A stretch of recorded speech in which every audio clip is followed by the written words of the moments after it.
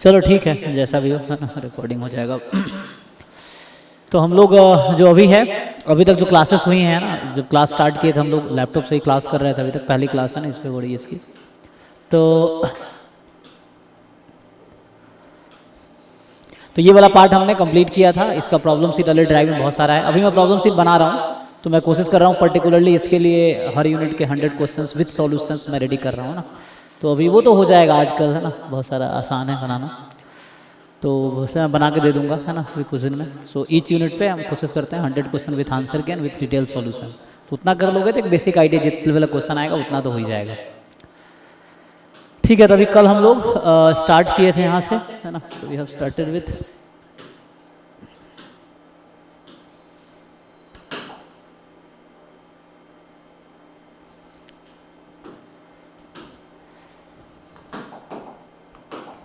तो अभी हम लोगों ने ये वाला पार्ट कल किया था, फिर ये कर रहे थे sequence of real number, convergence of sequences, ये हम लोग कर रहे थे।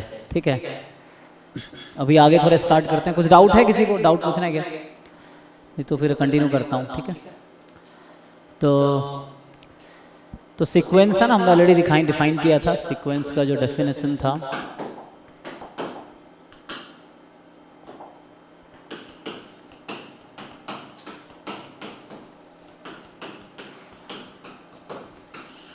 तो सिंपली हमने डिफाइन किया था कि एक फंक्शन है, तो it is a function from, एक फंक्शन है नेचुरल नंबर से रियल नंबर में, और एफ एन को हम डिफाइन कर रहे हैं एन, ऐसा कुछ।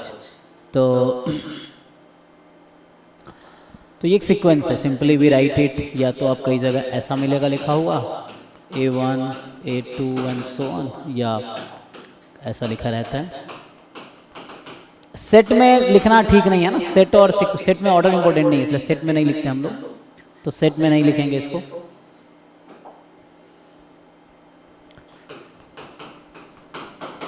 इस तरह से ये सीक्वेंस का नोटेशन है। फिर हमने कन्वर्जेंस डिफाइन किया था, convergence of sequence of real numbers, है ना। तो इसमें ये था कि a sequence an converges to a number, या लिमिट कह सकते हो, converges to limit l, है ना। तो an की लिमिट जो है l है, if and only if for all epsilon more than 0 there exists delta more than 0 such that, यहाँ से आ जाएगा an minus L less than epsilon for all n, एक मिनट आगे लिखना पड़ेगा, डेल्टा ना, एप्सिलॉन डेल्टा नहीं, एन नॉट के टर्म में, एप्सिलॉन डेल्टा तो कंटिन्यूअस में आता है ना। So N not belongs to natural number such that this is less than epsilon for all n more than equal to N not, है ना। ये डेफिनेशन था कन्वर्जेंस का।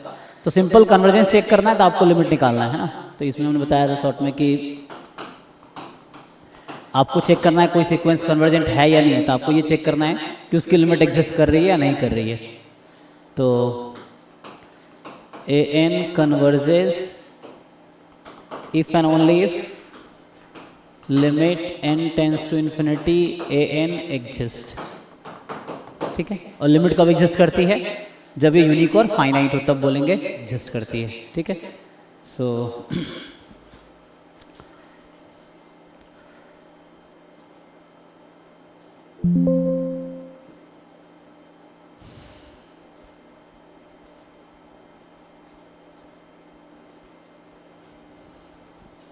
Done.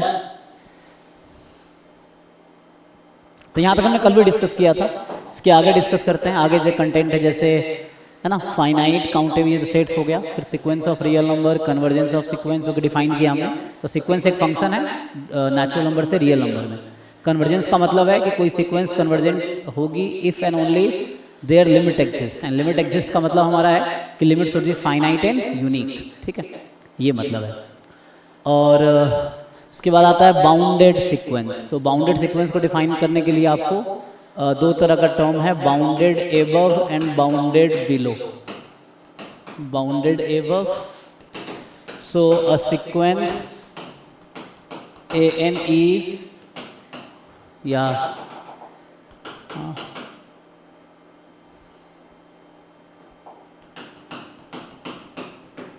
bounded above if and only if there exists a real number, मान लो capital M, such that an will be less than equal to capital M for all n belongs to natural number. तो हर natural number के लिए an की जो value है that an will be less than equal to m ऐसा आ जाएगा. And bounded below की बात करेंगे तो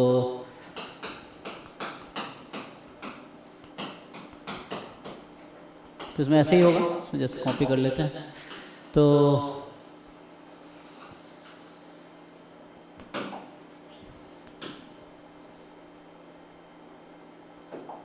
यहाँ होगा sequence n is bounded below, है ना.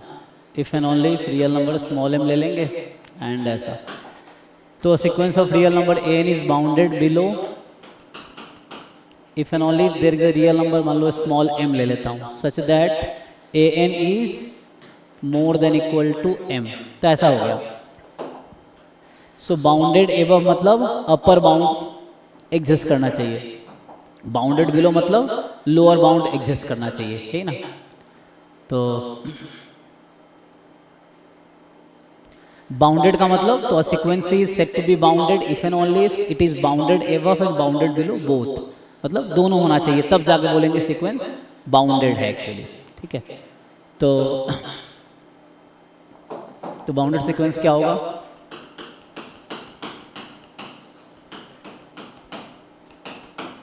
बाउंडेड सीक्वेंस का मतलब है सीक्वेंस मान लो of real numbers,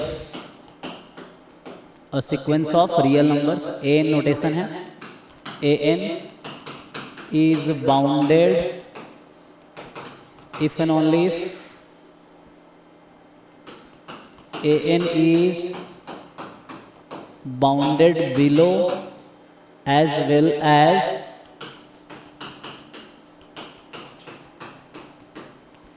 bounded above. तो बाउंडेड बिलो भी है और बाउंडेड एबव भी है, दोनों है. मतलब अगर लिखें दैट इज, यहाँ से लिख दो, पूरा लिख देता हूँ, that is there exist real numbers small m and capital M such that an is more than equal to m less than equal to capital M for all n belongs to natural number. या कई जगह आप ऐसा मिलेगा, कई जगह क्या लिखा जाता है दैट इज, या मैं जस्ट थ्योरम लिख देता हूँ. अब डेफिनेशन ऐसा लिखा है तो एज अ थ्योरम मैं एक दूसरे तरीके से लिख देता हूँ. जैसे आप किताब में अक्सर मिलेगा आपको कि ये जो सीक्वेंस ए एन है,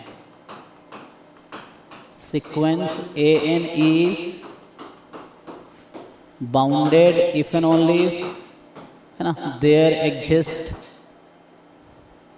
a real number,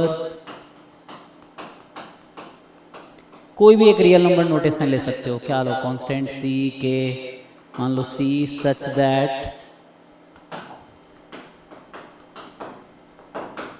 mod an is less than equal to C for all n belongs to natural number है. ऐसा तो इस तरह से भी आप डिफाइन कर सकते हो इसको.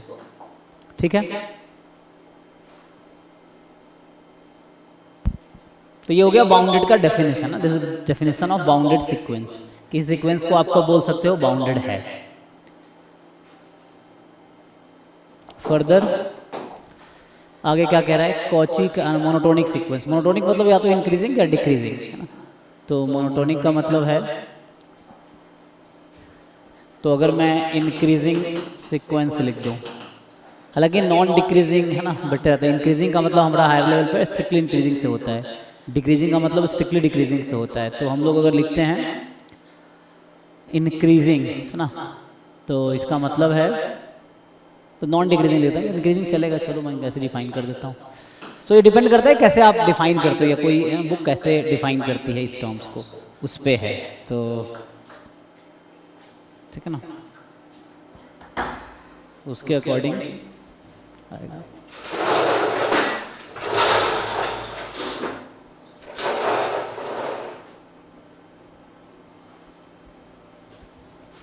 देखिए, तो increasing sequence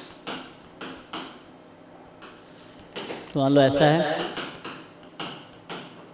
a sequence of real numbers an, है ना,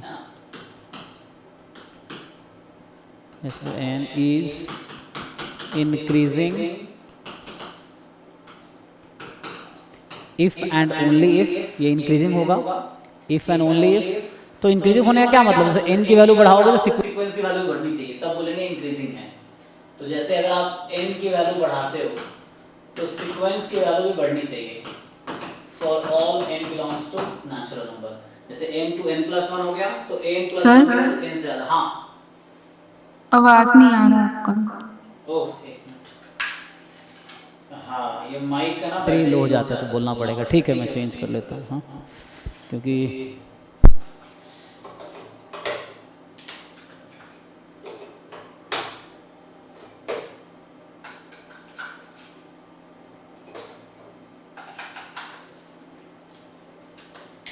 ठीक है जी। तो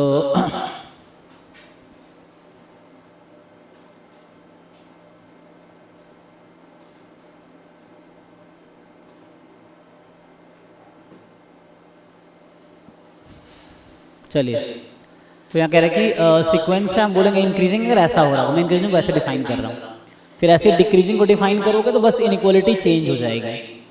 ठीक है, तो जो इनइक्वालिटी है वो आपकी चेंज हो जाएगी।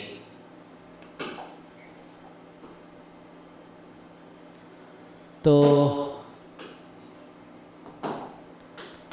डिक्रीजिंग सीक्वेंस, तो अ sequence of real number this is decreasing if and only if n is less, यहाँ पे उल्टा हो जाएगा, तो n की वैल्यू जैसे बढ़ेगी सीक्वेंस की वैल्यू घट जाएगी, तो मतलब डिक्रीजिंग है। तो the value of sequence will decrease when n increases, तो डिक्रीज करेगी ऐसा। अब मोनोटोनिक का क्या मतलब है, मोनोटोनिक सीक्वेंस जो होता है वो या तो इंक्रीजिंग होगा या डिक्रीजिंग होगा। सो मोनोटोनिक सीक्वेंस का मतलब है कि a sequence an is monotonic if and only if and only if an is either increasing or decreasing। ठीक है, तो या तो इंक्रीजिंग होनी चाहिए या डिक्रीजिंग होनी चाहिए, तो बोलेंगे हम इसको कि ये मोनोटोनिक है। ओके है डेफिनेशन। तो जैसे ऐसे ही हमने डिफाइन किया ना, जैसे बाउंडेड था, बाउंडेड एबव बाउंडेड बिलो, और दोनों है तो बाउंडेड है। फिर इंक्रीजिंग डिक्रीजिंग, मोनोटोनिक का मतलब आइदर इंक्रीजिंग और डिक्रीजिंग, कोई एक होना चाहिए, तो जाके बोलेंगे कि वो है ना, या तो ये होगी या फिर ये होगी, दोनों नहीं हो सकती एक साथ, है ना। अगर ऐसा है तो फिर वो मोनोटोनिक नहीं होगा, कि मान लो कुछ पॉइंट्स पे ऐसा है कुछ पॉइंट पे ऐसा है, तो इट इज़ नाइदर, है ना, इंक्रीजिंग नॉट डिक्रीजिंग, तो फिर मोनोटोनिक नहीं होगा। तो ये तो डेफिनेशन जस्ट लिख रहा हूँ, एंड जस्ट एक बार कंप्लीट करना है डेफिनेशन लिख के, फिर कुछ क्वेश्चंस करवा दूंगा। तो अगला जो टर्म है आपके पास मोनोटोनिक है ना, कॉची क्राइटेरिया फॉर कन्वर्जेंस, मतलब कॉची सीक्वेंस में लेकर डिफाइन करूँ मैं, फिर क्राइटेरिया पे आते हैं। तो एक वो टर्म आता है कॉची सीक्वेंस की, स्पेलिंग गलत है ना,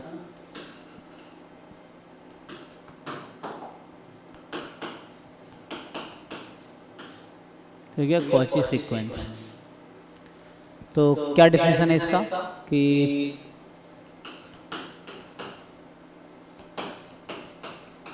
अ sequence of real number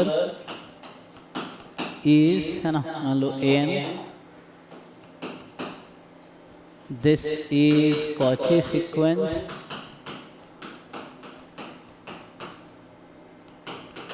if and only if for all epsilon more than 0, मतलब whatever epsilon you choose positive.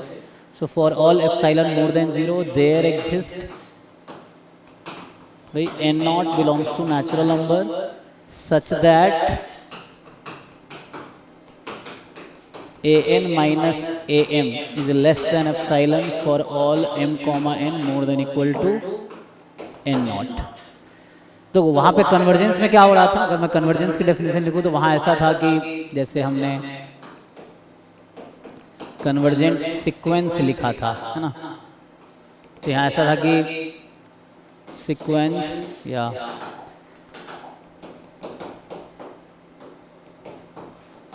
a sequence of real number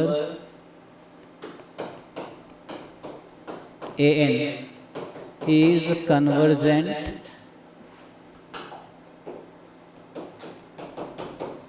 if and only if for all epsilon, ना ये मान लो ऐसा बोलूँ,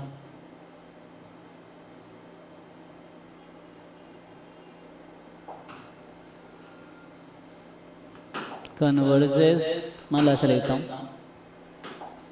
to a real number L if and only if, so a sequence of real number an converges to a real number L if and only if, क्या लिखा definition, for all epsilon more than 0 there exists n naught which is a natural number such that an minus L is less than epsilon for all n more than equal to n naught. तो देखो दोनों का मतलब क्या है actually, अगर आप देखेंगे दोनों इक्विवेलेंट स्टेटमेंट है. कोई रियल नंबर की सीक्वेंस है, अगर कन्वर्जेंट है तो कॉची होगी, कॉची है तो कन्वर्जेंट होगी. तो इफ एंड ओनली इफ है दोनों, अगर ऐसा होगा तो ऐसा होगा, ऐसा है तो ऐसा होगा. They are equivalent statement for a sequence of real number, ठीक है ना, रियल नंबर के लिए. तो यहाँ कहना क्या चाह रहा है कि आप कोई भी एप्सिलॉन फिक्स कर लो, चाहे तो एप्सिलॉन को 1 ले लो या 1/100 ले लो, 1/1000 ले लो या 1000 ही ले लो, कोई भी एक रियल नंबर लो, मतलब not any you choose for every, है ना, for every epsilon more than 0, whatever epsilon you choose, for every epsilon you will get one n naught. तो हर epsilon के लिए n naught मिलेगा. एंड ऐसा होगा कि an minus am will be less than epsilon for all mn more than n naught. तो n naught कोई एक नंबर है, मान लो n naught की वैल्यू फॉर एग्जांपल 10 करोड़ है, तो उसके बाद के टर्म्स क्या होंगे, you choose any 2 terms after n naught. n naught एक नंबर है, तो n naught के बाद के कोई भी 2 टर्म आप चूज कर लो सीक्वेंस के, तो उसके बीच का जो डिफरेंस है that will be less than epsilon. मतलब any 2 term will be close to each other. कहने का ये मतलब है कि after some term you choose any 2 term from a sequence, they will be very close to each other. ऐसा कहना चाह रहा है. यहाँ पे क्या था कि for every epsilon more than 0 एक n naught आपको मिलेगा. तो n naught टर्म्स के बाद जो सीक्वेंस के each term will be in the neighbourhood of L. मतलब सीक्वेंस का कोई भी टर्म ले लो और वो जो आपका लिमिट है उन दोनों के बीच का डिफरेंस एप्सिलॉन से कम होगा, मतलब they will be very close to each other. तो यहाँ कह रहा है कि any 2 terms after n naught will be very close to each other. और यहाँ ये कह रहा है कि every term of the sequence with L will be close to, है ना, the any term of the sequence will be close to L after n naught. ऐसा है. तो ये दोनों इक्विवेलेंट स्टेटमेंट है सीक्वेंस ऑफ रियल नंबर में, ठीक है. तो यहाँ पे ऐसा होता है. तो हालांकि इसकी जस्ट डेफिनेशन आपको याद रखना है कि एग्जाम मान लो कई बार ऑप्शंस में ये लिखे रह जाते हैं ना, तो वैसा है. तो दोनों इक्विवेलेंट स्टेटमेंट है. तो थ्योरम ये है कि an is Cauchy सीक्वेंस, है ना,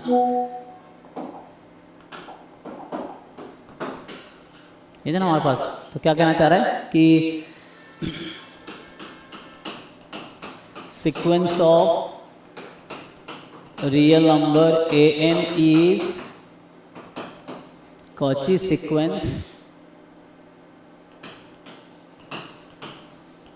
if and only if, ना, इसी को हम लोग IFF लिखते हैं. if and only if an is convergent sequence, मतलब ये है. तो कन्वर्जेंट कॉची एक दूसरे के इक्विवेलेंट है एक्चुअली, ठीक है.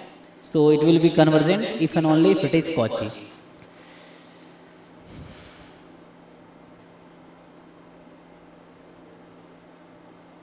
ठीक है ना. सीक्वेंस में और कुछ है, कितना है. इसके बाद सीरीज आ गया। तो सीक्वेंस की इतनी थ्योरी है ना, आप देखेंगे तो सीक्वेंस में इतनी थ्योरी है। अब इससे कुछ क्वेश्चंस करवा देता हूँ। तो ये जो हमने सीक्वेंस लिखे हैं, जैसे ये जो वाला पार्ट था वो तो बस सेट था, उसके बाद सीक्वेंस है। तो सीक्वेंस में आपके पास इतना कंटेंट था, बाउंडेड दिस ये सीक्वेंस हो गया। तो ये सेट था यहाँ तक, फिर इसके बाद ये सीक्वेंस है, उसके बाद अब सीरीज स्टार्ट है। तो सीरीज नया टॉपिक हो गया, ठीक है। सो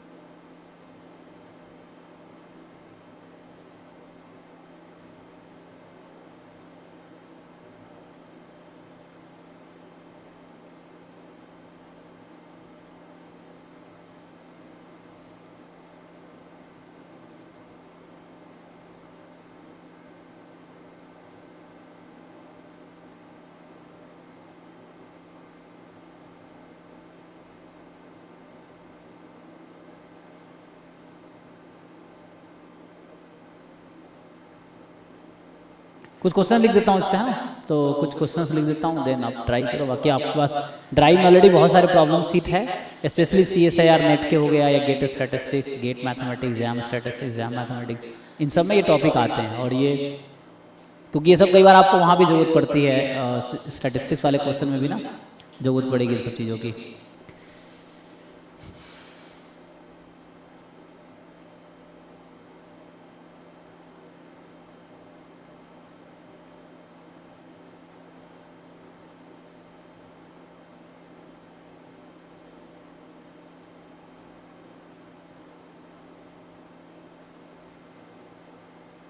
जब तक जैसे कल भी जो थ्योरी लिखी उस पर कुछ क्वेश्चंस कर दो। तो ये जो अभी जितने कंटेंट है ना उस पर कुछ क्वेश्चंस लिख देता हूँ, फिर और थ्योरीज थोड़े आएंगे बीच में। तो क्वेश्चन 1 जैसे कल जो लिखे थे ना, तो पूछूं कि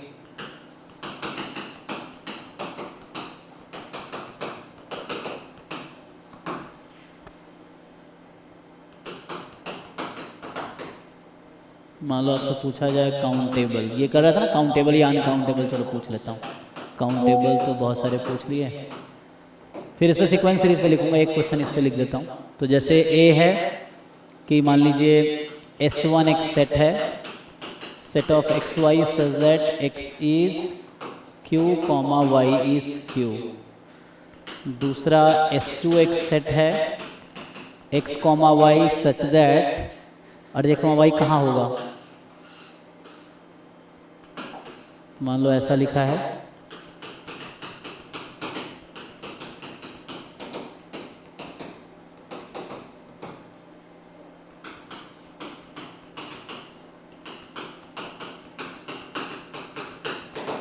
तो यहाँ से आ जाएगा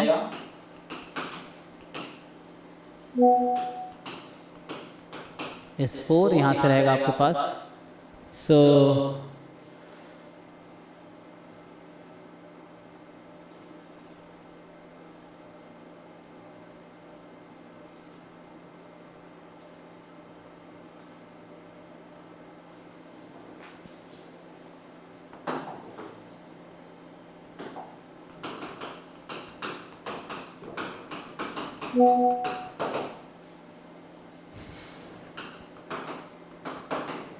जैसे ऐसा लिख दिया मैंने। अब आपसे पूछा जाए कि इनमें से कौन कौन सा है जो अनकाउंटेबल सेट है, बता पाएंगे?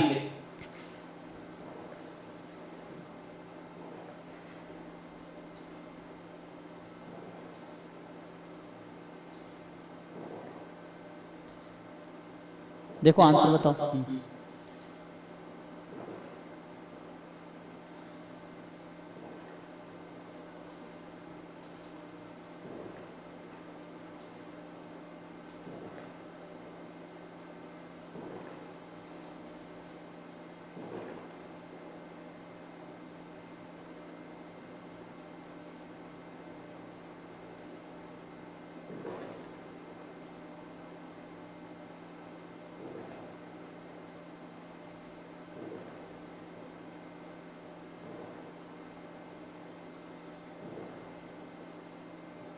तो यहाँ बीच में कुछ लिखा नहीं ना, एक मिनट, यहाँ बीच में कुछ नहीं लिखा है तो क्या समझोगे?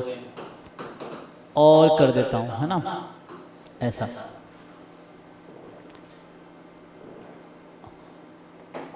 अभी समझने के लिए एक और जस्ट इसी में मैं इसको कॉपी कर दूँ। तो मान लो अभी के लिए 5 ऑप्शन लिख देता हूँ समझने के लिए।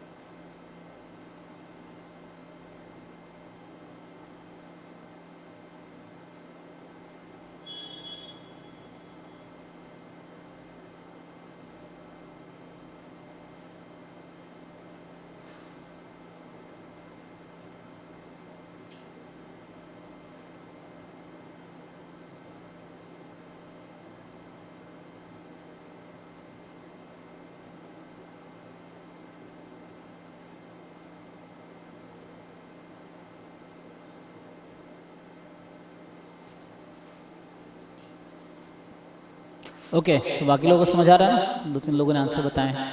तो सिंपल देखो यहाँ पे क्या है, if you see this set, ये क्या बोल रहा है, या तो एक्स रैशनल है या, अच्छा दोनों में एक्स एक्स लिख दिया मैंने, वाई मेरा मतलब है ना, तो आइदर एक्स इज रैशनल और वाई इज रैशनल। तो इसका क्या मतलब है, ये कौन सा सेट है, आइदर एक्स इज रैशनल और वाई इज रैशनल। तो इसका मतलब ये हुआ कि जैसे Q क्रॉस Q डैश, आप ऐसा कह सकते हो, या सिंपल समझो Q cross R union R cross Q, ऐसा, या तो पहला वाला रैशनल है या दूसरा रैशनल है, दोनों रैशनल हो सकता है, कोई दिक्कत नहीं है। तो क्या ऐसा बोल सकते हैं, this is the set actually, और यहाँ एंड लगा दिया बस मैंने, तो एंड लगाने से क्या फर्क पड़ेगा, तो ये है Q क्रॉस Q, ये है एक्चुअली, ठीक है। अब यहाँ पे क्या है, x प्लस वाई रैशनल होना चाहिए, तो x में भी रैशनल, y में भी रैशनल, 2 इरेशनल नंबर का सम रैशनल हो सकता है ना, जैसे -√2 प्लस √2।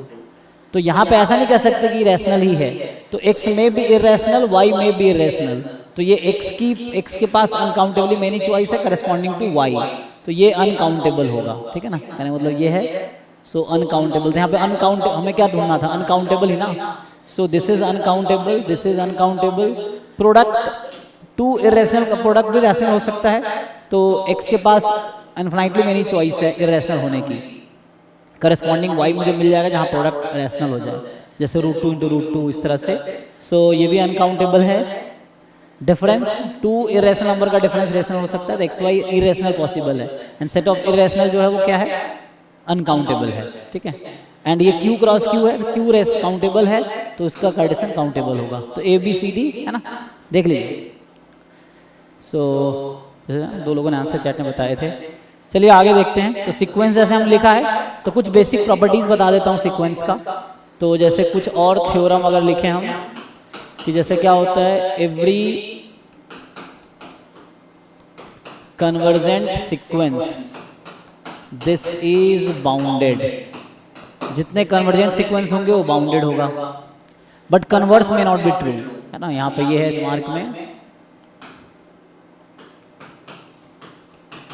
कि बाउंडेड सीक्वेंस में और मे नॉट बी कन्वर्जेंट। मतलब अगर कोई सीक्वेंस कन्वर्जेंट है तो गारंटी है कि बाउंडेड होगी, बट बाउंडेड है जरूरी नहीं कन्वर्जेंट होगी। सो बाउंडेड सीक्वेंस में और मे नॉट बी कन्वर्जेंट, ऐसा। दूसरा पॉइंट है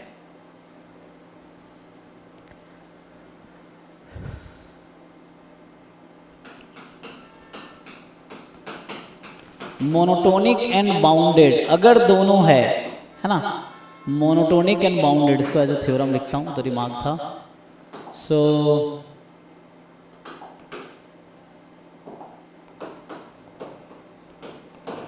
तो मोनोटोनिक भी है और बाउंडेड भी है, दोनों है। So monotonic and bounded sequence this is convergent, ठीक है, मतलब मोनोटोनिक भी है और बाउंडेड भी है, तो वो कन्वर्जेंट होगा, ठीक है। एंड जैसे कन्वर्जेंट है तो फिर वो बाउंडेड है, कन्वर्जेंट में और मे नॉट बी मोनोटोनिक, है ना। जैसे इसका एग्जांपल दो, जैसे मैंने कहा ना काउंटर एग्जांपल, मैंने कहा बाउंडेड सीक्वेंस कन्वर्जेंट हो भी सकता है, नहीं भी हो सकता है। तो जैसे एक बाउंडेड सीक्वेंस है -1 की पावर n, जो कि कन्वर्जेंट नहीं है, दूसरा बाउंडेड सीक्वेंस है 1/n जो कि कन्वर्जेंट है। तो मतलब बाउंडेड सीक्वेंस कन्वर्जेंट हो भी सकता है, नहीं भी हो सकता है। अब जैसे यहाँ पे रिमार्क अगर लिखूं मैं,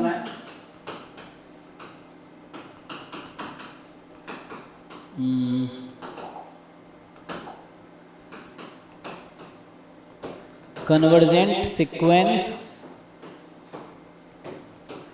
में और मे नॉट बी मोनोटोनिक। जैसे अगर मैं एग्जांपल दूं तो एक -1 की पावर n/n है, ये कन्वर्जेंट है बट मोनोटोनिक नहीं है। एक है 1/n, कन्वर्जेंट है, मोनोटोनिक है। तो कन्वर्जेंट में और मे नॉट बी मोनोटोनिक, इस तरह से है।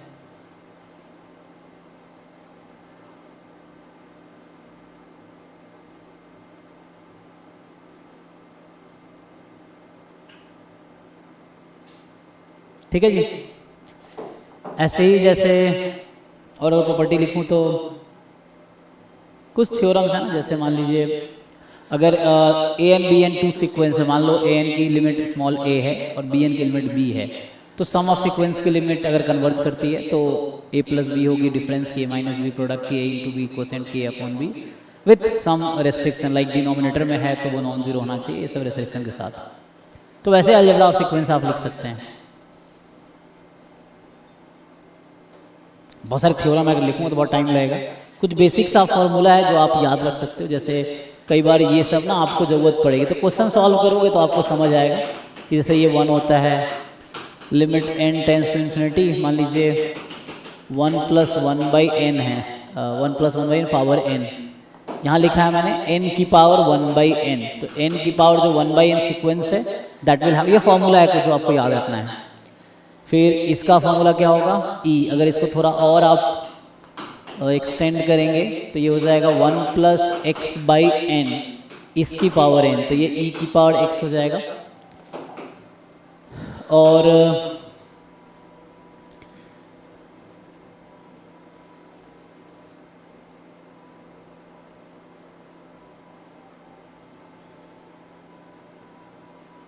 ठीक है ना, बाकी ऐसा सैंडविच थ्योरम आप लिमिट निकालने के लिए भी यूज़ होता है। एक तो है कि लिमिट एज अ सम, आपको पता है,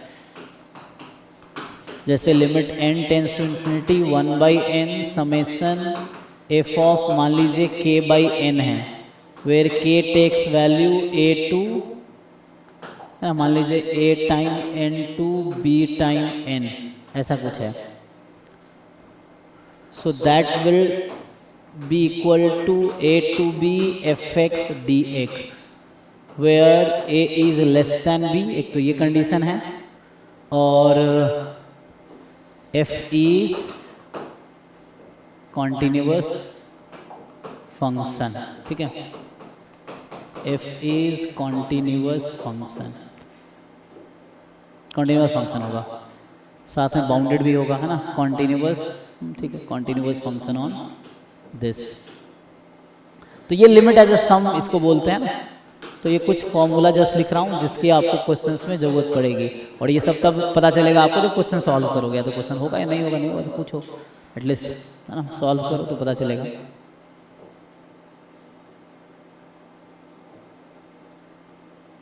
जैसे इस तरह के एक और मैं लिख देता हूँ, पांचवा, इसका नाम सैंडविच थ्योरम है या स्क्वीज थ्योरम है ना। सो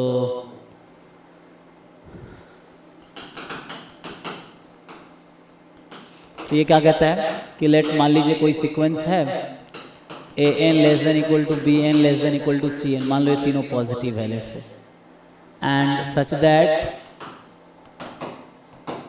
कि limit n tends to infinity A N is equal to limit n tends to infinity C N, और मान लीजिए l के इक्वल है, तो मतलब A N less than equal to B N less than equal to C N है, और A N और सी एन की लिमिट इक्वल है, ठीक है, और l के इक्वल है, तो सिंपल है, जैसे फर्स्ट वाला और थर्ड वाले दोनों सीक्वेंस की लिमिट इक्वल है, तो बीच वाले की लिमिट क्या होगी, तो वही होगी जो फर्स्ट और थर्ड की है। So limit n tends to infinity, जो आपका बी एन है that will also be l. तो इन सब फॉर्मूले का यूज़ क्या, जैसे इस तरह क्वेश्चन एग्जाम में फ्रिक्वेंटली पूछे गए हैं, जैसे आपसे पूछेगा फाइंड लिमिट्स, अब यहाँ लिख देता हूँ, जैसे पहला है ऑफ, मतलब ऐसा फॉलोइंग सीक्वेंसेस, आपको लिमिट निकालनी है, ठीक है, तो जैसे पहला सीक्वेंस मान लीजिए ए एन है,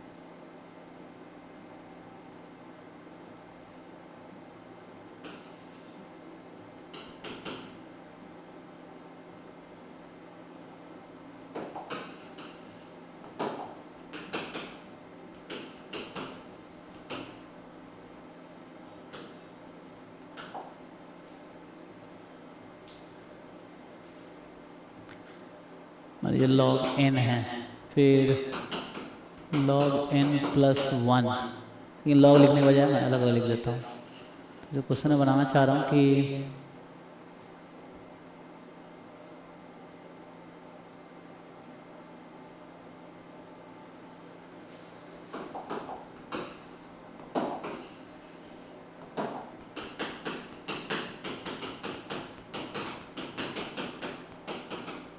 चलो इस तरह से मान लो 1/n प्लस n तक है, किस तरह के क्वेश्चन आते हैं।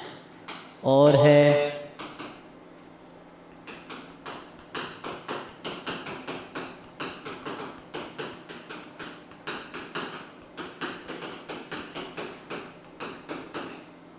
ऐसा है।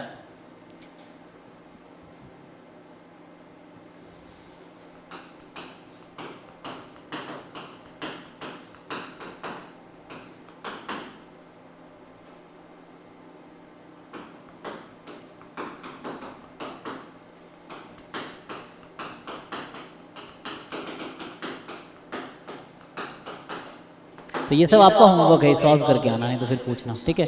तो इन चारों सीक्वेंस में आपको लिमिट निकालनी है कि लिमिट n टेंस इन्फिनिटी लगाना है और आपको बताना है कि लिमिट क्या आएगी।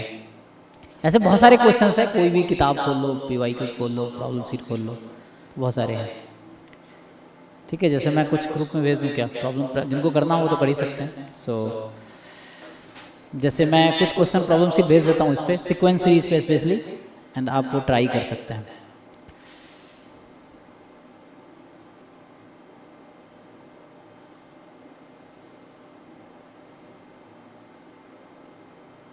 जब तक निकालो इसका आंसर निकाल सकते हो तो बताओ चैट में। कुछ लोग जो इनको पता हो तो कर ही सकते हैं।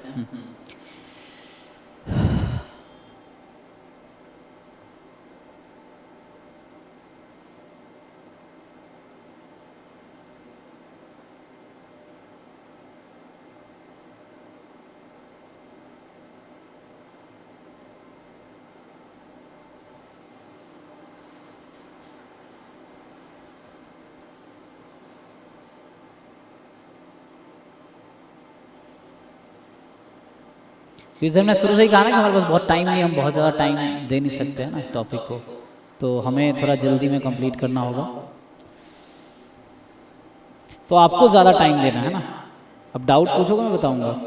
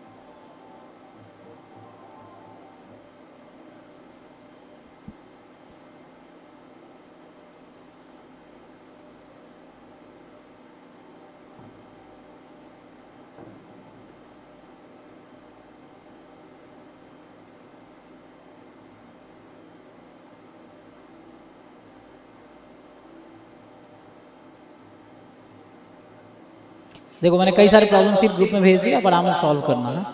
और डाउट हो तो पूछना, बहुत सारे हैं, 5-6 तो भेज दिए हैं। और ऐसे ड्राइव में बहुत सारे ऐसे 20-25 होंगे, तो आप उसको देख सकते हो। जस्ट सर्च करोगे ना सीक्वेंस या सीरीज, तो उससे मिल जाएगा ड्राइव में आपको बहुत सारे प्रॉब्लम सीट।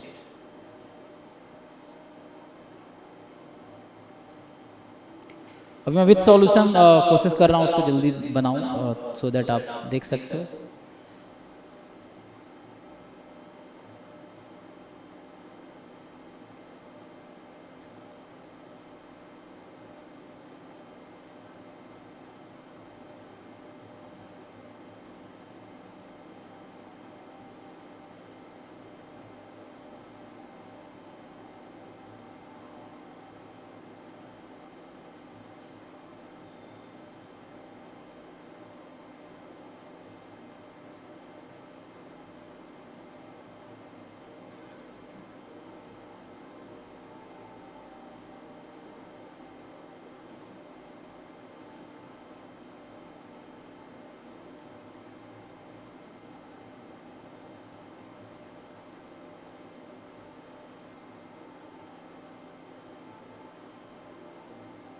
ठीक है, मैंने कई सारे भेज दिए। नेट के भी कई सारे इसमें हैं, नेट गेट जैम CUET के भी हैं, तो यू ट्राई एंड सॉल्व। ठीक है, तो आगे कंटिन्यू करता हूँ मैं।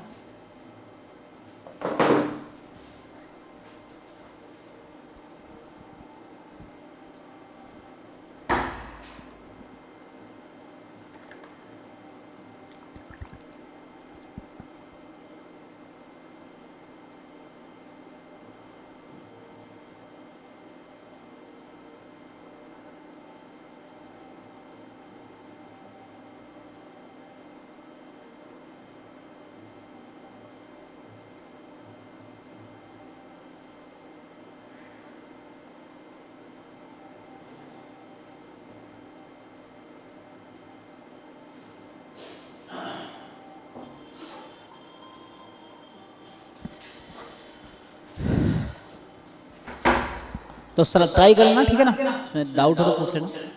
अभी आगे बढ़ते हैं, सीरीज से स्टार्ट करता हूँ। तो या और कुछ कॉन्सेप्ट करा दूँ, क्वेश्चन लिख दूँ। क्वेश्चन तो बहुत सारे मैंने भेज दिए हैं, आप सॉल्व कीजिए, डाउट कीजिए।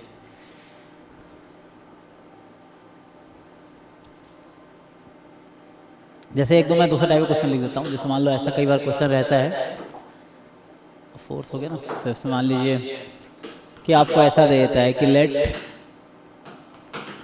A1 is 1 and an plus 1 is root under 2 plus an for all n more than equal to 1. Then आपसे पूछता है value of find limit n tends to infinity an। जैसे इस तरह के क्वेश्चंस होते हैं। तो इसमें क्या है, ये सब आसान क्वेश्चन है बहुत, बस आपको जानने की ज़रूरत है अप्रोच क्या होगा ना, how to approach this type of questions. तो इसमें सिंपल है, an की लिमिट जो भी होगी ना, वही लिमिट an प्लस 1 की भी होगी, क्योंकि n तो इन्फिनिटी पे जा रही है, तो n प्लस 1 भी इन्फिनिटी पे जाएगी, तो कोई फर्क पड़ेगा नहीं। तो होता क्या है कि मान लो सपोज ये l मान लिया, यही मुझे निकालना है ना, हमारा पर्पस यही है कि व्हाट इज़ दिस। तो जस्ट यहाँ पे लिमिट n टेंस इन्फिनिटी लगा दो, तो आप लगा दोगे limit n tends to infinity an plus 1, limit n tends to infinity 2 plus n। तो सिंपली ये l हो गया, ये रूट अंडर आ जाएगा, लिमिट को इनसाइड शिफ्ट कर सकते हैं, ऐसा हो जाएगा। यहाँ से आ गया l square is equal to l plus 2। Simplify करो, स्क्वायर l माइनस 2 इज 0, इसको फैक्टराइज कर लो, तो कितना आएगा l minus 2 into l plus 1। देखो ऐसे ही होगा। एंड इसको जब आप सॉल्व करेंगे तो आपको पता चलेगा, ओके तो यहाँ से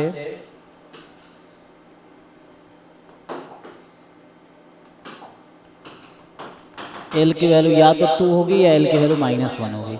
तो यहाँ से सॉल्व करके ये पता चला कि जो लिमिट है सीक्वेंस की, या तो वो 2 होगी या फिर -1 होगी। तो क्या लगता है 2 होगी, तो आप इससे थोड़ा सा एनालिसिस करोगे यहाँ पे कि चूँकि a1 पॉजिटिव है और आप देख रहे हैं an प्लस 1 भी पॉजिटिव होगा, तो अगर सीक्वेंस पॉजिटिव है तो लिमिट नेगेटिव हो नहीं सकती है, तो ये पॉसिबल नहीं है। तो आंसर आ गया l बराबर 2। क्योंकि जो सीक्वेंस है वो पॉजिटिव है, तो उसकी जो लिमिट है वो भी पॉजिटिव होगी, एटलीस्ट नॉन निगेटिव होगी। तो L बराबर 2 इज आंसर। इस तरह क्वेश्चन में ऐसे आप सॉल्व कर सकते हो। ठीक है, तो इससे आंसर आ जाएगा।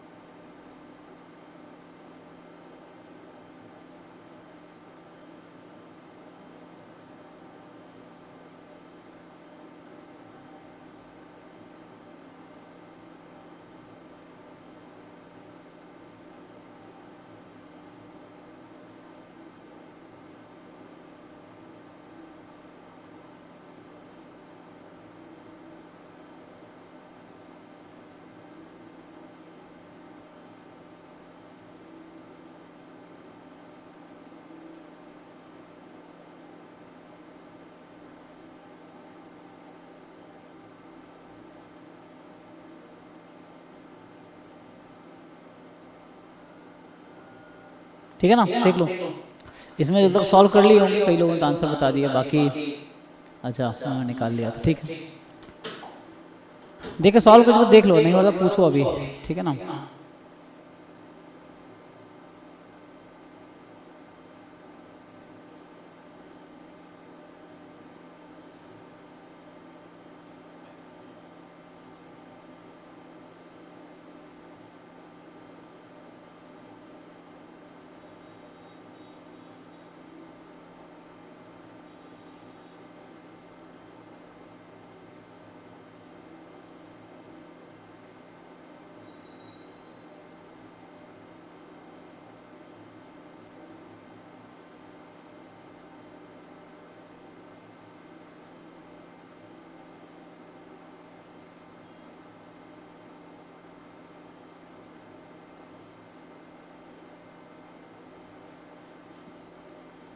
ठीक है, देख लेना, नहीं डाउट तो आगे बढ़ते।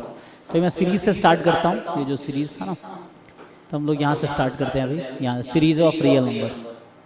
सो अभी हम लोग ये वाला पार्ट देखते हैं। सीरीज का डेफिनेशन क्या है, फिर कन्वर्जेंस का क्या मतलब है सीरीज का, then test of convergence, alternating series, absolute and conditional convergence, then power series, radius of convergence, है ना। तो ये सीरीज का पार्ट है इतना।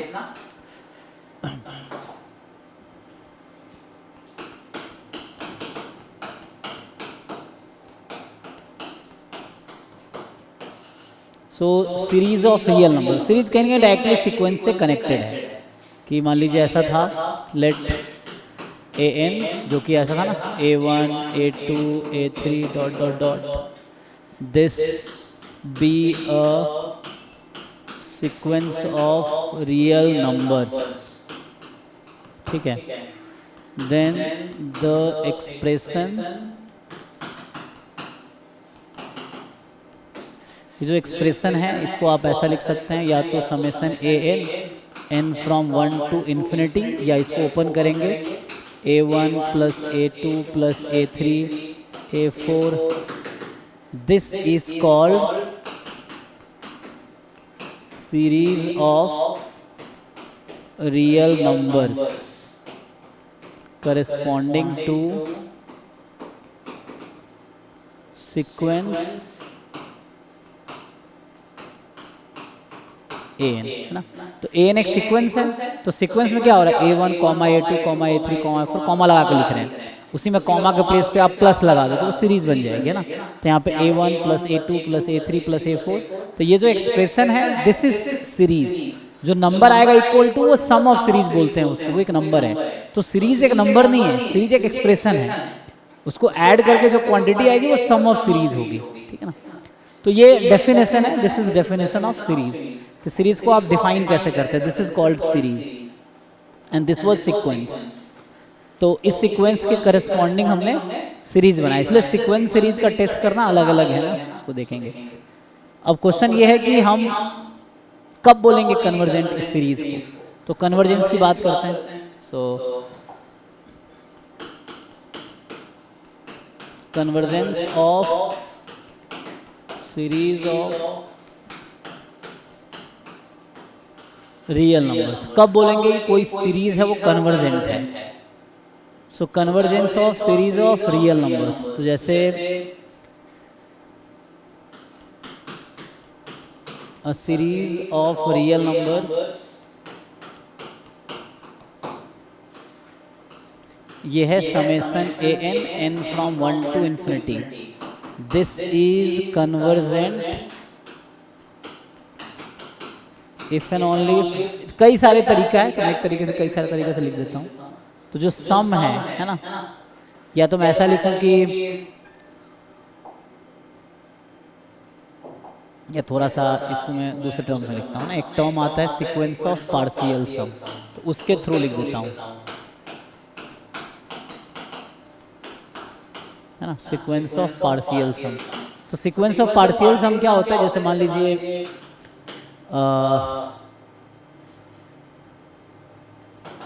इसको जस्ट मैं ऐसा लिख देता हूँ, तो एस एन लिख देते हैं। सीक्वेंस ऑफ पार्शियल सम का जो नोटेशन मैं यूज करूंगा एस एन, एस एन का मतलब हुआ a1 plus a2 plus a3 plus a4 up to an, जहाँ n कोई नेचुरल नंबर है, तो इसको बोलते हैं सीक्वेंस ऑफ पार्शियल सम। मतलब सीरीज में तो इन्फिनाइट टर्म था ना, तो हमने क्या किया, जो हमारा सीरीज था, ये जो मैं लिखा था series A N N from 1 to infinity, तो ऐसा था ना a1 plus a2 plus a3, और इसका कहीं स्टॉप नहीं था, तो हमने क्या किया, एस एन मतलब सम ऑफ फर्स्ट एन टर्म्स, तो उसको हम बोलेंगे सीक्वेंस ऑफ पार्शियल सम। तो इसके टर्म में मैं इसको डिफाइन कर सकता हूँ, या किताब में आपको मिलेगा कि सीरीज का जो कन्वर्जेंस है लोग इसके टर्म में ही डिफाइन करते हैं।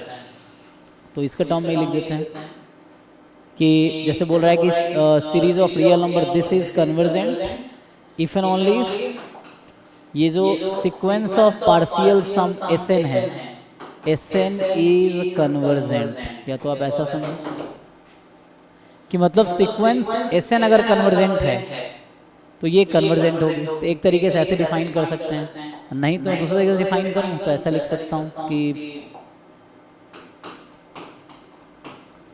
तो ये डेफिनेशन हो गया कि इसकी लिमिट, अब ये कब कन्वर्जेंट होगी, जब इसकी लिमिट एग्जिस्ट करेगी। और लिमिट क्या होगी, अगर आपसे पूछा जाए कि what will be limit of s n, ये जो एस एन मैंने लिखा है इसकी लिमिट क्या होगी, तो लिमिट इस सीरीज के इक्वल आ जाए। अगर यहाँ से पूछा जाए कि limit N tends to infinity s n क्या है, so this will be nothing but a N N from 1 to infinity, या ए के लिख लो चाहो तो, कैसे ए एन भी लिख सकते हो, क्योंकि जब आप एस एन में एन टेंस टू इन्फिनिटी लगाओगे तो ये एट द एंड हो क्या जाएगा, a1 plus a2 plus a3 dot dot dot. तो आपको ये बस समझना है कि एस एन की जो लिमिट है वो सीरीज के इक्वल है,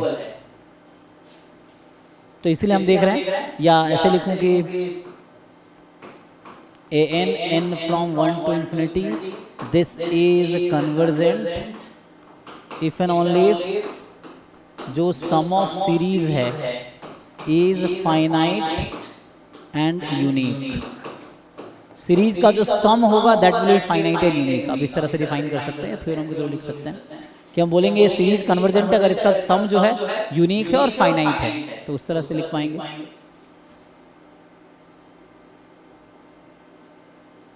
जैसे मैं अगर आपको थोड़ा सा एग्जांपल समझाऊं, जैसे लेट्स से जो पिछला एग्जांपल लिखा हूं कि एक सीरीज है n, आपको बोले ये क्या है, कन्वर्जेंट है कि डाइवर्जेंट है, तो इसका मतलब हुआ 1 प्लस 2 प्लस 3 इन्फिनाइट तक आप ऐड कर लीजिए। आपको पता होगा कि ऑलरेडी इन्फिनिटी हो जाएगी, तो इसका मतलब इसका जो सम है वो इन्फिनिटी है, तो दैट इज फाइनाइट भी नहीं है और यूनिक भी नहीं है। तो इसका मतलब ये हुआ कि ये जो n है this is not a convergent series,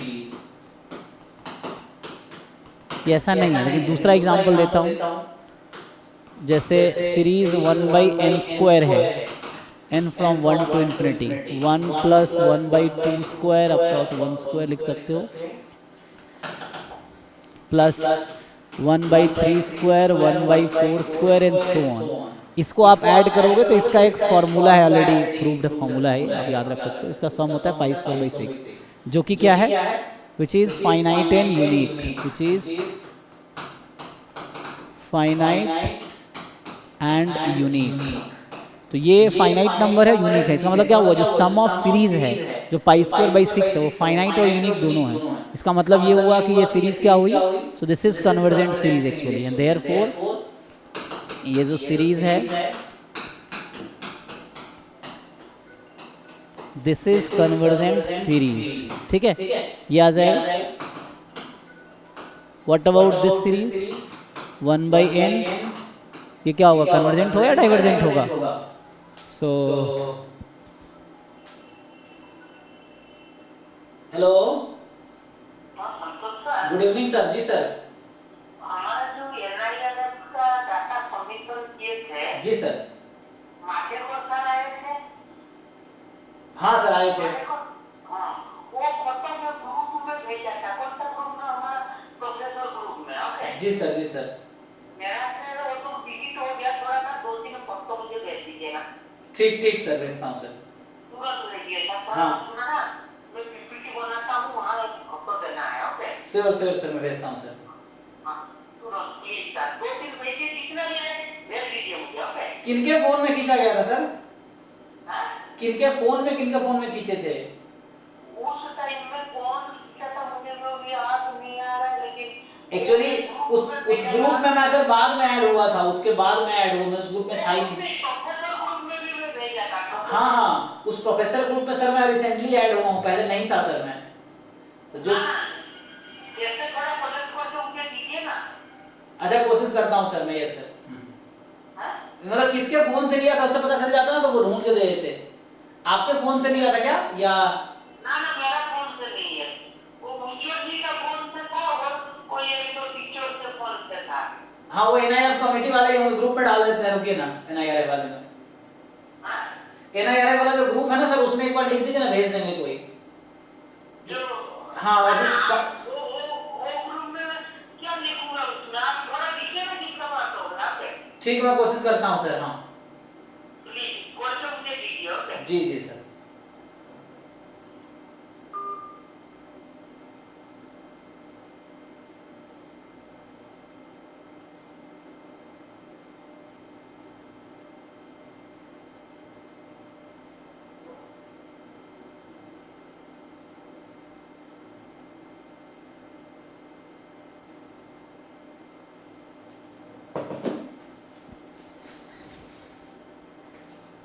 okay जी, तो इसका क्या आएगा, तो ये एक हार्मोनिक सीरीज आप जानते होंगे, इसका सम इनफाइनाइट होता है। तो 1/3, 1/4, 1/5 ये चलेगा, और इसका सम जो है वो इन्फिनिटी है। So this is also divergent. अगर सम इन्फिनिटी है तो डाइवर्जेंट होगी। सो this is also divergent series. तो मतलब जिस सीरीज का सम फाइनाइट और यूनिक है वो कन्वर्जेंट है, फाइनाइट यूनिक नहीं है तो डाइवर्जेंट। सिंपल है ना। तो ऐसा है, तो इसका मतलब ये डाइवर्जेंट है। तो यहाँ से हम लिख रहे हैं series 1/n, this is divergent. ये आपका डाइवर्जेंट सीरीज होगी। एंड सिमिलरली जैसे मान लीजिए 1/,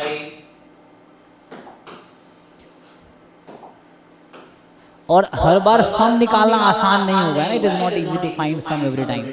ये सब में जो कुछ एग्जांपल है बहुत ट्रिवियल इजी सा एग्जांपल है, बट आप ऐसा नहीं कि जैसे जो अप्रोच बता रहा हूँ कि सम फाइनाइट होगी तो कन्वर्जेंट है, और फाइनाइट नहीं है तो डाइवर्जेंट होगी।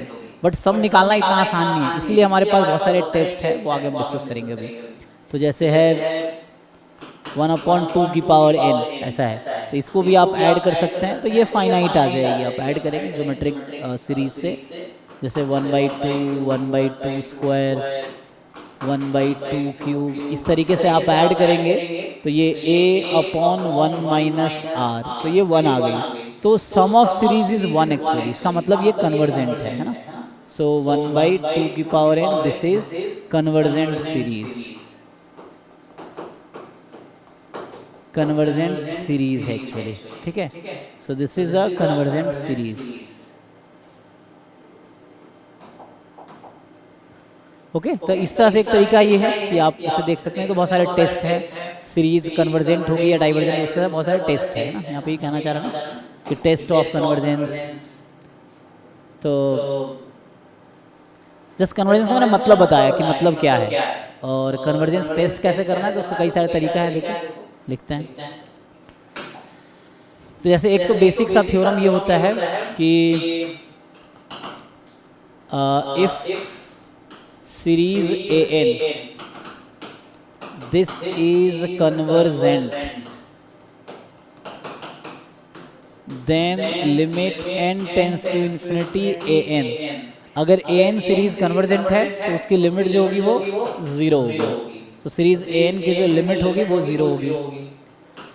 ये गारंटी है ना, वन वे है। This is the one way theorem. अब हम ये नहीं कह रहे यहाँ पे कि लिमिट 0 होगी तो कन्वर्जेंट होगी, हम ये कह रहे हैं कन्वर्जेंट है तो लिमिट 0 है।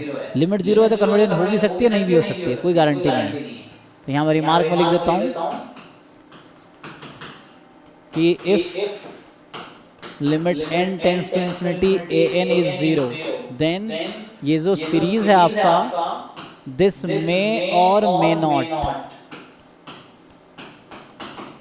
So this series may or may not be convergent. ये हो भी सकती है, नहीं भी हो सकती है, ठीक है। फिर जैसे अगला थ्योरम लिखूं मैं, इसी थ्योरम के इक्विवेलेंट आपने अगर कंट्रा पॉजिटिव स्टेटमेंट सुना होगा।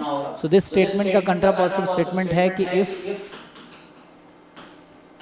Limit n tends to infinity A N is not 0 then series A n, है ना। तो मैथमेटिक्स क्या है ना, आपको समझना पड़ेगा ठीक से कि मीनिंग क्या है। आप अगर गलत इंटरप्रेट करोगे तो आपके आंसर गलत आएंगे। सो आपको स्टेटमेंट को ठीक से इंटरप्रेट करना पड़ेगा कि हमने कहा कन्वर्जेंट है तो लिमिट 0 है। अब कुछ बच्चा उल्टा समझ जाता है, लिमिट 0 है तो कन्वर्जेंट होगा। तो आपको ऐसा समझना कि ये ना मतलब इंग्लिश ठीक से पता हो और जो कुछ मैथमेटिकल जो लॉजिक्स हैं वो आपको क्लियर हो। तो ये मैंने इसलिए अलग से लिखा है कि लिमिट 0 का मतलब कुछ भी हो सकता है, कन्वर्जेंट हो भी सकता है, नहीं भी हो सकता, वैसा है। अब अगर लिमिट 0 नहीं है तो ए एन जो है वो डाइवर्जेंट होगा। सो डाइवर्जेंट मतलब नॉट कन्वर्जेंट। तो series A N is divergent, ये आपका डाइवर्जेंट होगा। Series A N is divergent. ये फिर से मैं आपको ऐसा बताऊं कि अगर वो डाइवर्जेंट है, जैसे इसी के अगेंस्ट में फिर रिमार्क लिख रहा हूँ कि मान लीजिए ऐसा है कि series A n n from 1, अभी ऑप्शन में एग्जाम में क्या यही 4 ऑप्शन बन के आ जाएगा। ये जो स्टेटमेंट 4 स्टेटमेंट लिखा ना मैंने, यही 4 ऑप्शन रहेगा, पूछेगा कौन सा ट्रू है कौन सा फॉल्स है, इस तरह से। लेकिन अभी तो यूजीसी नेट वाले आई थिंक ईच क्वेश्चन में सिंगल करेक्ट होगा, एक ही ऑप्शन ट्रू होगा और 3 ऑप्शन फॉल्स होगा, तो आपको करेक्ट चूज करने हैं। तो MSQ तो नहीं होगा उसमें। सो इफ n फ्रॉम, है ना, आपके पास क्या है, an है, n from 1 to infinity this is divergent. Paper का पैटर्न देख लेना ना, क्योंकि पहली बार हो रहा है तो मेरे लिए भी पहली बार ही है। So if series A N is divergent then limit n tends to infinity A N may or may not be 0।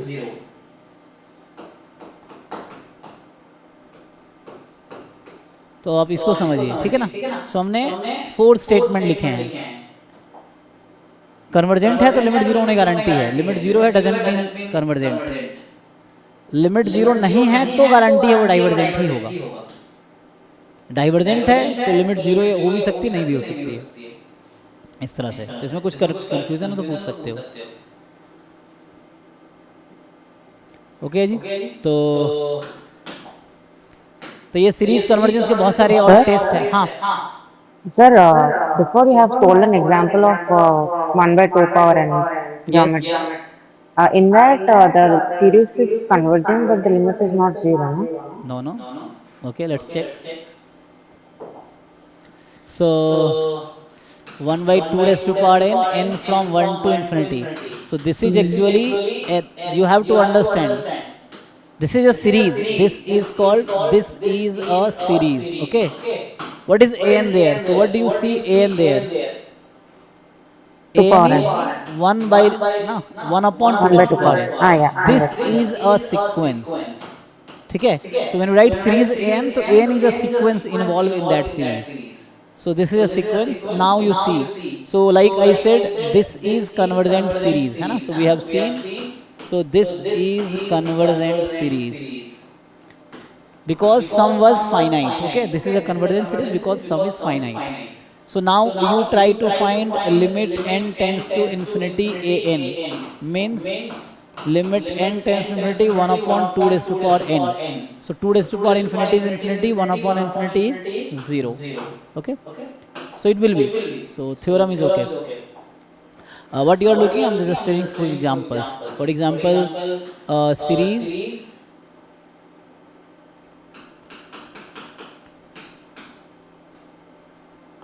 like see, series 1 by n, this is divergent.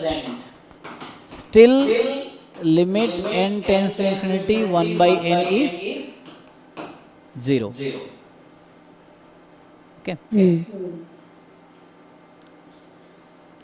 So if series is divergent, limit may or may not be 0. May not be. Like we have written. So if it is convergent, so you have to understand carefully. If it is convergent, limit has to be 0. If limit is not 0, it has to be divergent. Series, not sequence. So there is some confusion.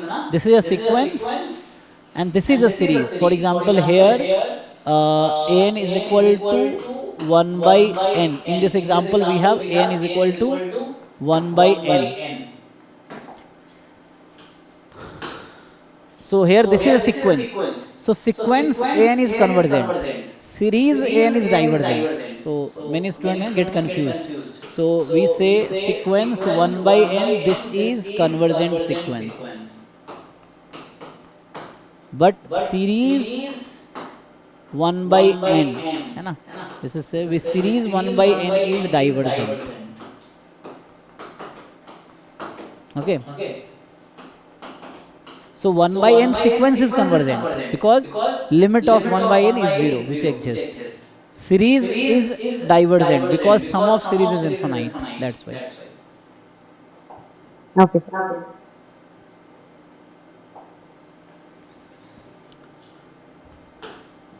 Okay, so let's continue. So there are many tests of series. तो आप अगर लिखोगे तो कुछ लिखा देता हूँ.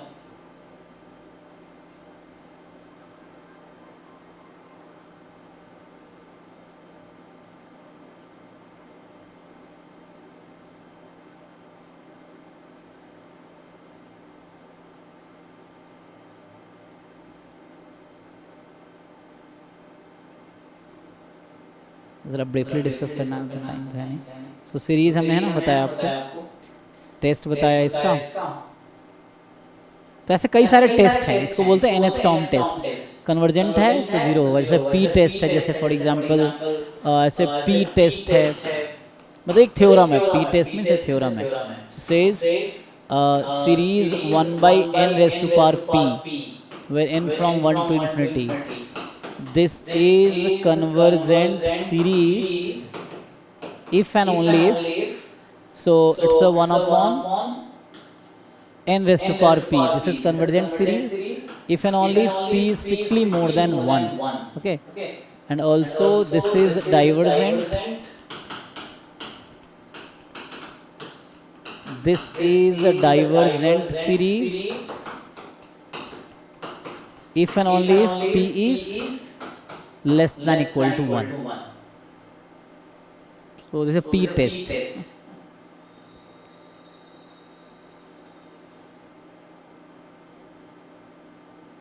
There are many tests, like we have comparison test. मैं लिख देता हूँ.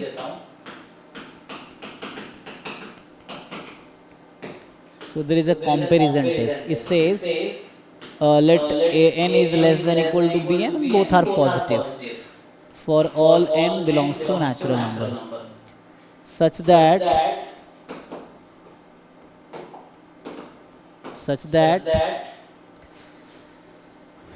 या मैं ऐसे लिखता हूँ. So first part is if series bn, this is convergent series.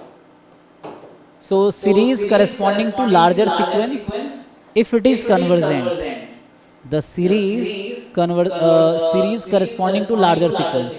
an and bn are sequences. Okay, so the series bn is convergent, then series an will also be convergent. Series an is convergent. So series an is convergent, and the second part is if series an is divergent. So divergent means not convergent. Okay, so divergent or series an diverges, then so divergent series, then series bn is also divergent series. So the series corresponding to smaller sequence is divergent, then series corresponding to larger sequence is also divergent. This is divergent series. So this is called comparison test. You are comparing two sequences or two series actually.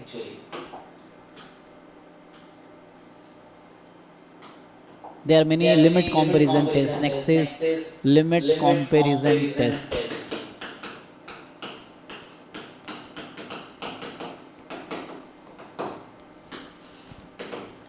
So let an and bn are two sequence of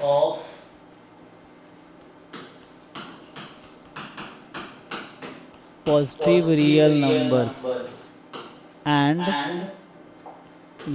such that limit n tends to infinity an upon bn. So we have taken sequence of positive real numbers. So an upon bn is L. So the an upon bn limit is L. So the term is if first part. If L is positive, then what happens? Both converge averages together, है ना? तो मैं ऐसा बोलूँ कि L is positive, then series Bn converges, तो series Bn is now converges if and only if series N converges. Or you can write both converges or diverges together. So either both will converge, series N, series Bn both will converge, or both will diverge simultaneously. So both will have same property. तो मैं ये लिख रहा हूँ converges if and only if converges, diverges if and only if diverges. ठीक है. दूसरा part है if let's say L is 0, so you get limit 0. So what will happen? And you get limit 0 and series Bn converges. Then if then statement is one way statement, if and only if are two-way statement, then series An converges. The third condition is if L is infinity, if you get limit infinity, and so if you get limit infinity and series An converges, है ना? What do you say? Series, whatever you can say. So चलो Bn के साथ देते हैं. Bn diverges.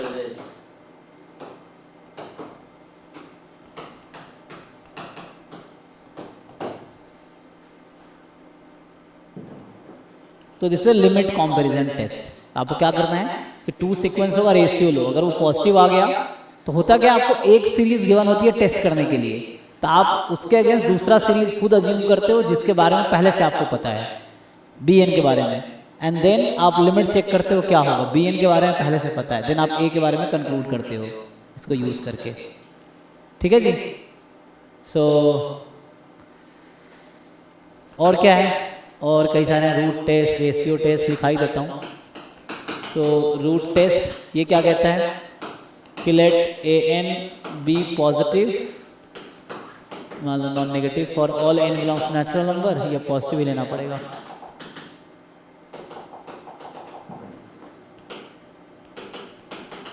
मान लो ऐसा है, An क्या है, पॉजिटिव नंबर है, एंड n आपका मोर देन 0 है. टाइम खत्म हो गया. खत्म ही हो रहा है।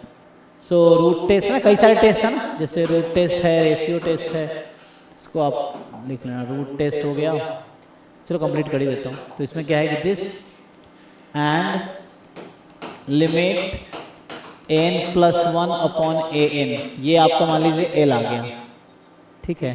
So then what happens, the पहला कंडीशन है if l is more than 1, then what will happen. दूसरा if l is less than 1, then what will happen, and तीसरा if l is 0, then what will happen। तो इसका condition पता होगा आप लोगों को पहले से, है ना। तो क्या कंडीशन है इसकी,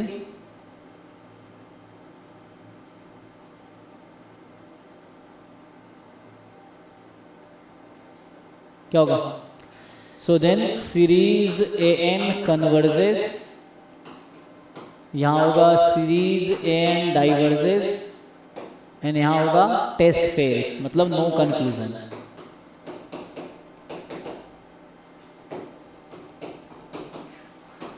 है ना। You have to apply other test. ये रूट टेस्ट है, ऐसे रेशियो टेस्ट उल्टा लिख दिया ना, ये रेशियो टेस्ट था। So this was ratio test. तो क्या रेशियो ले रहा है, so this is ratio test not root test. Root test में बस वो बदल जाएगा, तो मैं इसी को कॉपी कर लेता हूँ। सो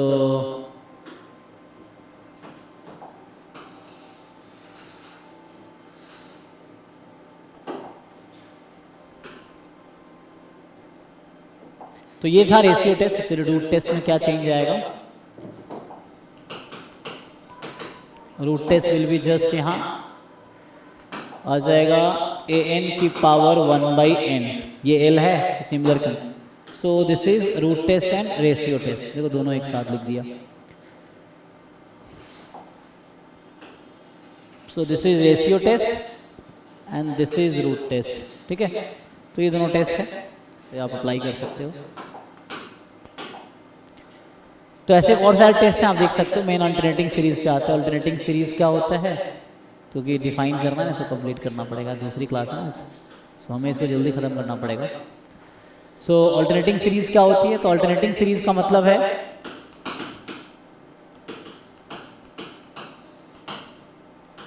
अल्टरनेटिंग सीरीज। इसमें कहने का मतलब ये एक टर्म पॉजिटिव एक टर्म नेगेटिव। मान लीजिए ऐसा है कि if an is positive for all n belongs to natural number, then जो इस टाइप की सीरीज है -1 की पावर n an, अब कैसे भी n फ्रॉम 1 या n+1 ले लो चाहो तो।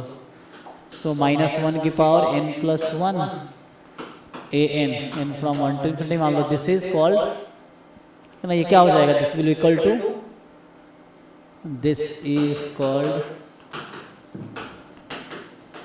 Alternating series.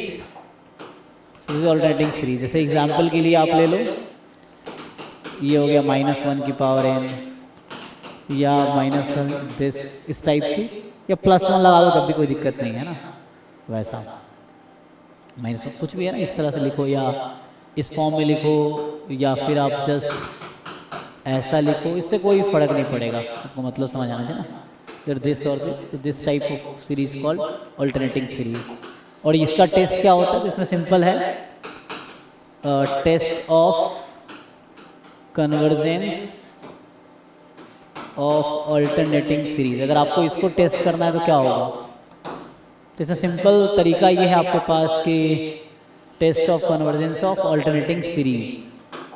So this will be if an is decreasing sequence, an is decreasing sequence and limit n tends to infinity an is 0, then ये जो सीरीज अल्टरनेटिंग सीरीज है, this is sorry convergent, this is convergent series.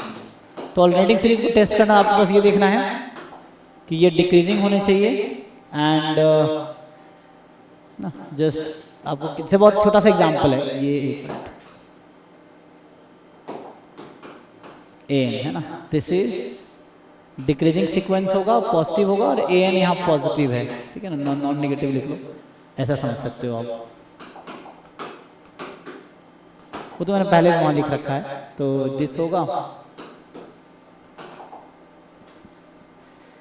तो एक तो decreasing sequence है, दूसरा limit 0 है, और तीसरा नॉन नेगेटिव। वो यहाँ पहले लिखा था ना हमने पॉजिटिव, या इसको नॉन नेगेटिव करना चाहो कर सकते हो, पॉजिटिव कर लो, सही है। सो ये जैसे इसका एग्जांपल अगर आप देखोगे तो फॉर एग्जांपल ये देख लो, जैसे 1/, ये है। तो इसमें क्या होगा, आप अगर इसको ठीक से लिखोगे तो ये कैसा है, -1 की power n into an। So an is actually 1/n। So this is a decreasing sequence. Check करो, डिक्रीजिंग चेक करना आता है, decreasing sequence. Why? Because 1/n + 1 will be less than 1/n। तो n बढ़ाओगे वैल्यू बढ़ेगी, डिक्रीजिंग है। And limit n tends to infinity, an निकालोगे 0 आएगी। तो ये डिक्रीजिंग सीक्वेंस है और इसकी लिमिट 0 आएगी। सो देयरफॉर this is क्या, convergent series, and this is alternating series, क्योंकि एक टर्म पॉजिटिव नेगेटिव ऐसे प्लस माइनस चलता रहेगा, इसीलिए। ठीक है। सो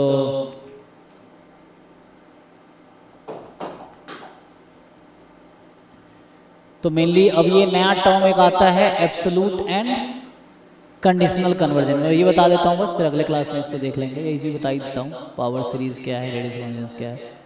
तो एब्सोल्यूट एंड कंडीशनल कन्वर्जेंस क्या होता है, तो मैं आता हूँ एब्सोल्यूट कन्वर्जेंस, कंडीशनल कन्वर्जेंस।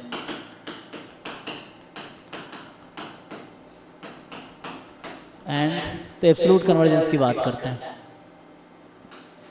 इसमें ये है कि एन ऑल्टरनेटिंग सीरीज, ये ऐसा है आपके पास। ठीक है। सो कोई ऑल्टरनेटिंग सीरीज है, n फ्रॉम 1 टू इन्फिनिटी -1 की पावर n इंटू an। ठीक है। तो एन ऑल्टरनेटिंग सीरीज दिस, है ना, जहां पे an क्या है, पॉजिटिव है।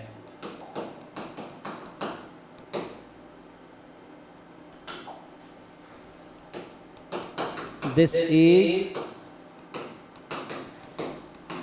absolutely convergent if and only if, ये खुद तो कन्वर्जेंट होगा ही, साथ में इसका मॉड ले लो, मतलब ये सीरीज तो कन्वर्जेंट है ही, इसका अगर मॉड ले लोगे तब भी कन्वर्जेंट रहेगी। तो मतलब ये आया कि this is convergent as well as, ये तो कन्वर्जेंट होगा ही, इसके साथ साथ ये जो सीरीज है दूसरा, मॉड लगाने के बाद क्या बचेगा, ये दिस इज ऑल्सो कन्वर्जेंट, ऐसा समझिए। तो एब्सोल्यूट वैल्यू ना, मॉड का दूसरा नाम एब्सोल्यूट वैल्यू है, तो आप एब्सोल्यूट लगा सकते हो। सो ये मेनली जो मैं लिख रहा हूँ, मेरा पर्पस क्या है कि आप ये समझ सकते हैं, this is actually mod of -1 की पावर n इंटू an, ऐसा कहना चाह रहा हूँ। सो खुद कन्वर्जेंट है, इसकी एब्सोल्यूट वैल्यू लेंगे तब भी कन्वर्जेंट रहेगी। So that's why we call it absolute convergent, है ना। तो एब्सोल्युटली कन्वर्जेंट अगर दोनों कन्वर्जेंट होगा, खुद कन्वर्जेंट है, ऑल्टरनेटिंग सीरीज के लिए बात होगी, एंड इसका मॉड लेने के बाद भी कन्वर्जेंट है। कंडीशनल कन्वर्जेंट क्या होगा, सो कंडीशनल कन्वर्जेंस, तो इसमें यह है कि an alternating series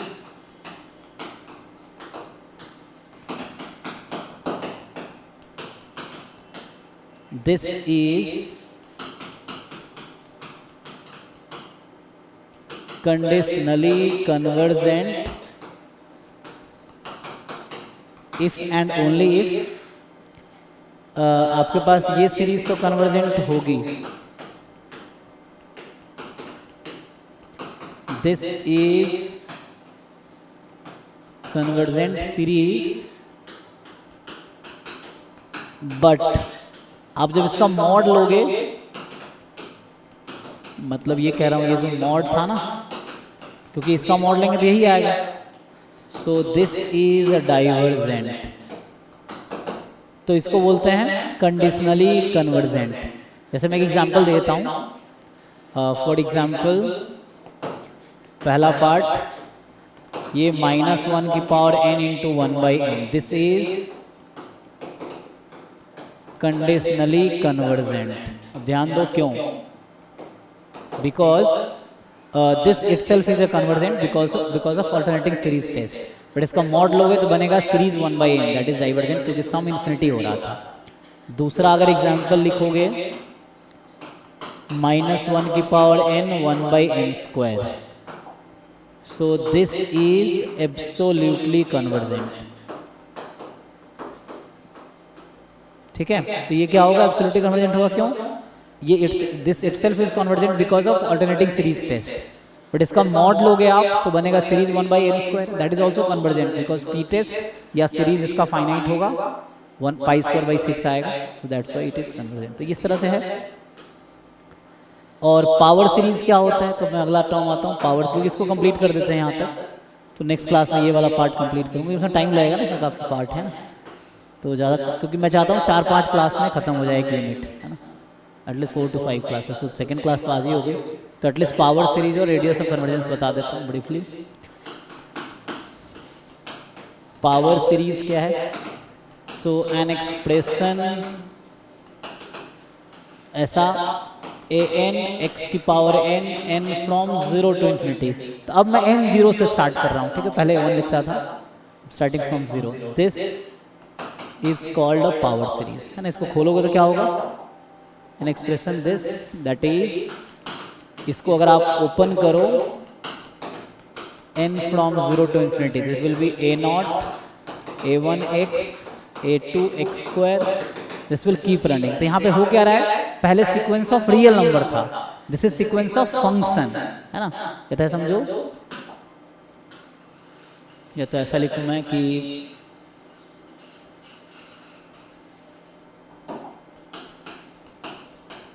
a sequence of function, this is called, जैसे सीक्वेंस ऑफ रियल नंबर अब तक हम देख रहे थे, सीरीज ऑफ रियल नंबर देख रहे थे, ये सीक्वेंस नहीं सीरीज है, a series of function, a series of function, this is called power series। ठीक है, तो ऐसा इसको थोड़ा एक्सटेंड भी कर सकते हैं हम लोग, है ना। समटाइम्स ऑल्सो पीपल राइट, जैसे कभी कभी ऐसा भी रहता है an x की जगह x माइनस a की पावर n, तो इस फॉर्म में भी लिखा रहता है ना, this is a power series. तो वही बात है, x माइनस है, तो ये पावर सीरीज अराउंड a है। तो अभी हम इसकी बात मेनली करेंगे, तो इसी में अगर a को 0 कर दोगे तो वो बन जाएगा, ठीक है, जनरलाइज हो गया ये। तो इस कॉल्ड पावर सीरीज है। इसमें मतलब रेडियस ऑफ कन्वर्जेंस क्या होगा, सो रेडियस ऑफ कन्वर्जेंस निकालने के लिए आपका सिंपल एक फॉर्मूला है,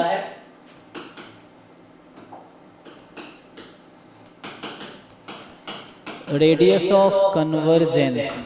तो वैसे तो ऐसा होता है कि a largest number r for which this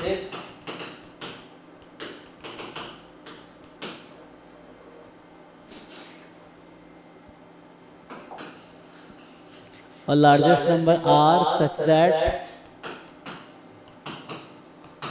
this is convergent for all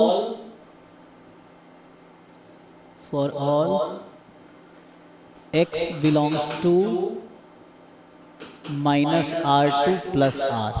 आप ऐसे लार्जेस्ट रियल नंबर r ढूंढो जिसके लिए ऐसा हो जाए, है ना, तो ये सीरीज इस इंटरवल में कन्वर्जेंट हो जाए, then is called radius of convergence. मतलब r जो नंबर है उसको हम रेडियस ऑफ कन्वर्जेंस बोलेंगे, जहां r एक लार्जेस्ट नंबर r जिस पे ये सीरीज कन्वर्जेंट हो जाए, that is the radius of convergence.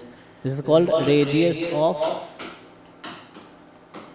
Convergence. निकालते कैसे हैं, तो इसका सिंपल एक थ्योरम है, उससे आपका आंसर आ जाएगा कि let r be radius of convergence of power series series A n x की पावर एन, है ना, and from 0 to infinity, then r can be obtained as, या r can be calculated, है ना, या तो r कैसे निकालोगे? तो वैसे तो ये होता है 1/r is equal to obtained from following equation, है ना, फॉलोइंग इक्वेशन लिख लो। अब ये इक्वेशन लिख रहा हूँ 1/r इज इक्वल टू, ये होता है limit superior of limsup of mod n की पावर 1/n, या limit superior of an plus 1 upon an। तो इस फॉर्मूले से आप रेडियस ऑफ कन्वर्जेंस कैलकुलेट कर सकते हो। तो इस पे मैं एक क्वेश्चन लिख देता हूँ जो नेट गेट में अक्सर आते हैं, ठीक है। देखो तो जैसे क्वेश्चन ये है कि मान लो अभी के लिए पहला, find radius of convergence of following series, following power series. जैसे पहला है सीरीज 1/n x की पावर n, दूसरा है